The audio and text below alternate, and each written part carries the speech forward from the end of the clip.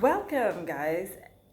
Hi, and welcome to another episode of 5 Years to 40, the podcast on community where we are talking, thinking, and taking tremendous steps through our 30s towards a fascinating and fabulous 40-year-old life.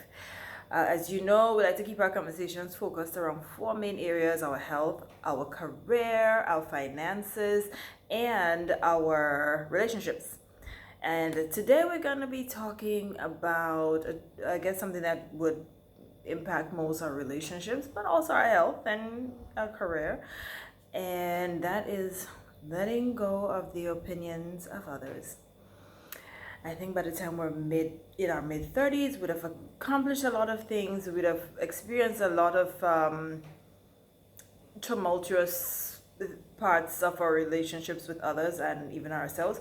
And we've gotten to the point where we kind of understand how to work around situations in our lives and what opinions matter and what opinions doesn't, because you need feedback is important, but you should also get real clear at this point about the feedback that is going to help you to become more effective and the feedback that's just gonna bog you down.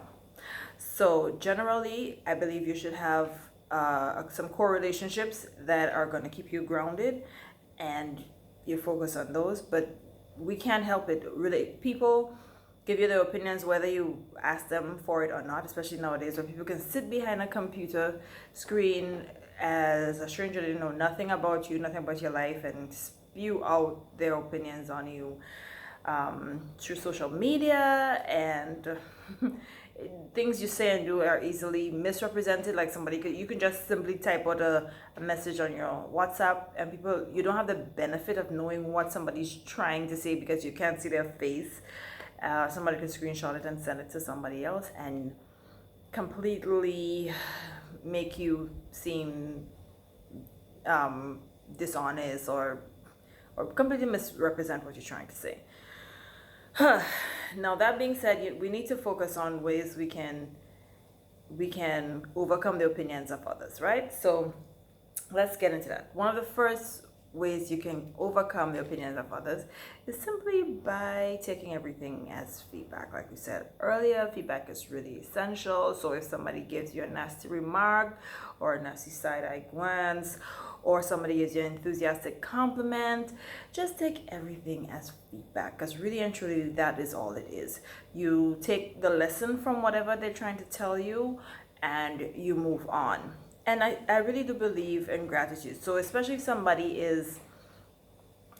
takes the time to give you feedback, whether it is not feedback you like or feedback that is wonderful, take the time to tell them thanks for telling you, because really and truly they don't have to tell you. There's a lot of people who say nasty things about you behind your back and never take the time to tell you about it. So thank the people who have the testicular fortitude to tell you the truth about what's going on with you. All right. The second thing you can do to help yourself overcome or get past people's opinions is to spill over with self-love. Self-love, I feel, is just something that we have to constantly be working on and taking care of. It requires daily maintenance. It's almost like taking a bath. You should have a practice that reminds you to love yourself regardless of whatever else is going on in your life.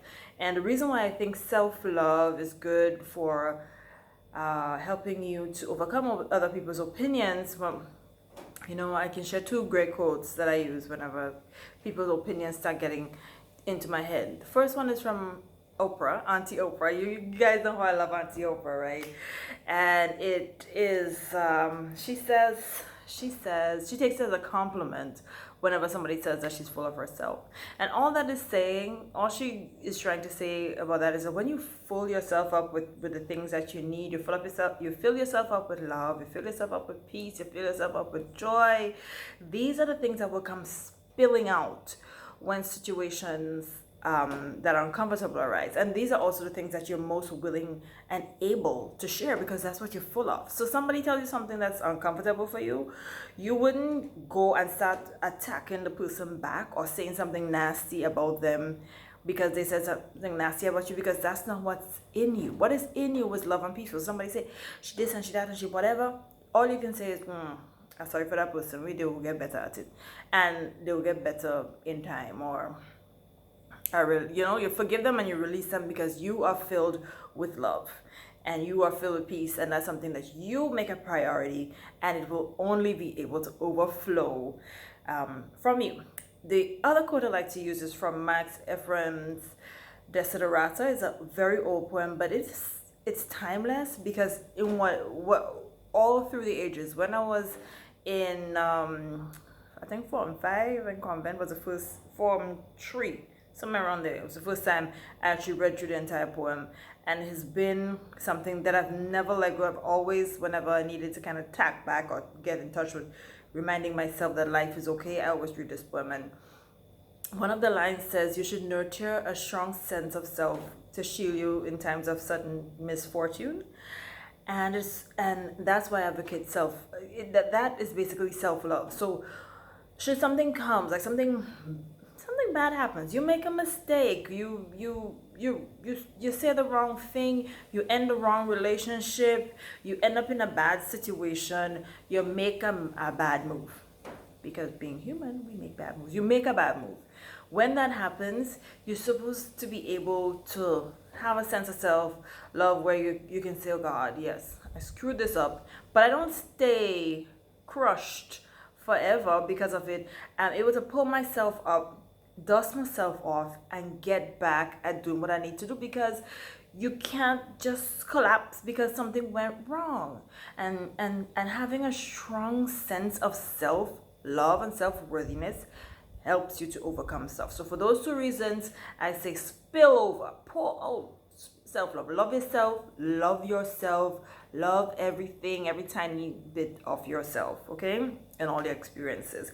And those things will help you to overcome people's opinions. So when somebody says something that you know is not completely entirely true, you know that you love yourself enough to get past it. And the third tip I'm going to share with you guys for helping us overcome the opinions of other people is take responsibility. Look, then it are nothing you would do or could do to help people stop judging you. People would judge you regardless. You could be a kind, sweet, generous person.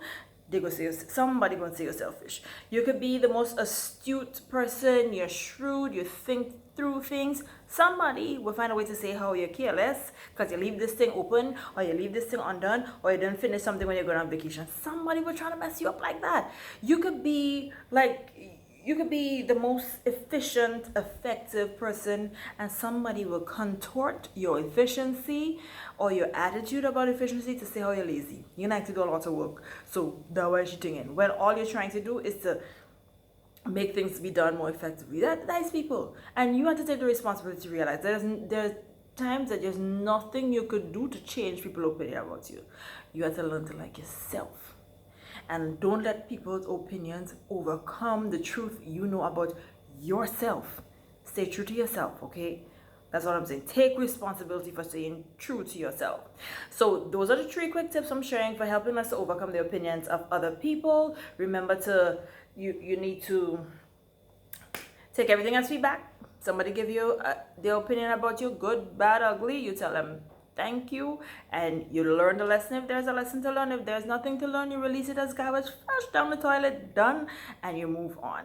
And you can also make sure to fill up yourself with self-love. This is a strong, positive way to get past stuff.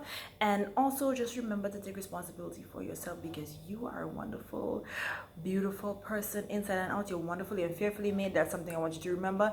And this is going to be the truth at this age, at any age. At 35 or at 40 or at 50 or at 80, you will always be wonderful and worthy. And thank you so much for joining us on the episode. Be sure to like and subscribe, and be sure to come back for more helpful tips as we continue talking, thinking, and taking tremendous steps throughout our 30s towards a fascinating and fabulous 40-year-old life. Thanks for joining us, guys. Have a great night. Bye.